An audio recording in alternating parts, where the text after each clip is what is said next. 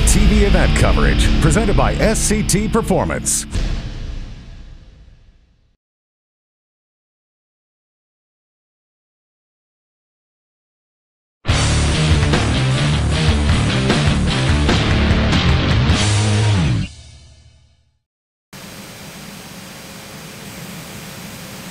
Well, Duncan stays on the ground, no wheel stand there. He's got a better spot on the tree, and the reaction time down on the top end could be close and not enough. 10:43, Gary Duncan will not advance, and Don Baskin will with a 10:34, 120 mile per hour charge. The red light start goes to Winters. Winters gives it away on the tree, and the red light victory to Doug Johnson out of Joliet, Illinois. 99 Mustang GT. Gone 10:89. How does he run here? 11:06, 121. David Hill in the left lane. Takes his time to get in. Stickers on there, all the contingency that they'll need after they go some laps here today to get a big paycheck. 095, 096, almost identical on a reaction time. They'll go down on the top end, and the charge will go to Gillum. 10:42, 127.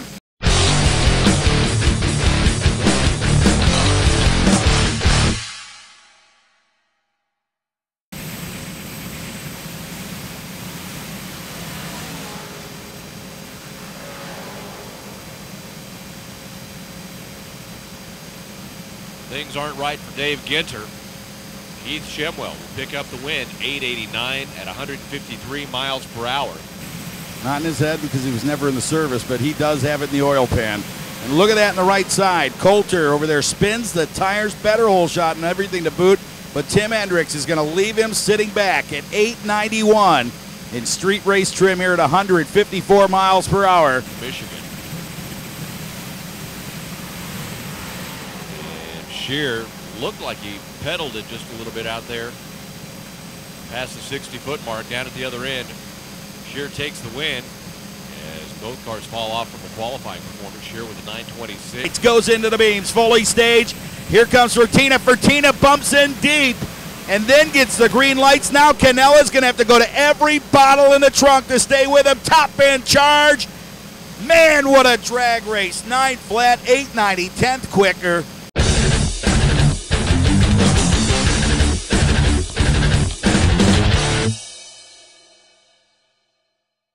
Baskin pulls up the Chevrolet Nova, Covington, Tennessee. Pro stock, small block, off on the beams. Look at that lead, Jason Badfree. Go ahead, bring it to the house. I'm going to turn on the wind light, obviously, here on a bye run, and he runs an 8:55 run. Look at Delaney, double bulbs him and goes in on the tree, fully ready. Now, Menz is probably sitting there going, what in the world, as he breathes out a pre-staging light. He goes in on 2 bulbs. What a job, 04, and a better tree goes to Menz, but the Chevrolet trying to power its way to the top end. Is it enough? It surely is. 8.60 seconds at 157 miles per hour.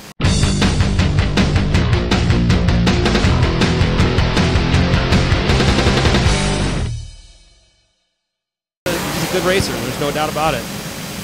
Yeah, and look at Jason Lee here, the Chris Singleton car, and he runs 8:57, 151 miles per hour, off pace from qualifying. But Donald Culbertson was red light for Dave Meister and Jamie Stanton. Well, you hate to give the guy that is so tough, give him one in round number 1, but Stanton with an 8:11 here. Cars coming up here, purging the nitrous system, and as Bob mentioned, you'll see some of the supercharged cars. Bob Pergan being one of those coming into the water box. But here's Matt Mika and Steve Cagle. Cagle out front in the O'Reilly lane, and the Nova turns on the wind light with an 8:22, 168 miles per hour. You don't happen to know what happened to Bomer, do you? I actually do not. I know we got Carlo in one of the Vortex supercharged cars. He's out. I'm out. We got this Dave out. He didn't make the call first round, unlike myself. You know, we're here talking instead of racing. Well, Dan Kroll, one very nice piece of machinery, and he runs 8:38 here, 167 miles per hour, not too far off his qualifying pass. You know, here it is at NMCA, and he's been having fun since then. Well, a very rare sight, several single runs here in first round of Vortec Extreme Street, but that's just the way things happen sometimes. last night, but we didn't see it. Yeah, I was down at the finish line, and I said, you know, hey, we're going to see some 790s in this weather. I thought him and Stanton would have got it done there, and you know, to see that 880 with a 7 on it, I was a little shocked. I thought it would have been a 7 up there. Went straight down the lane. He just didn't, you know, feel safe doing it. So. Well, and Tony Orts saving it as he'll come back for round number 2 tomorrow.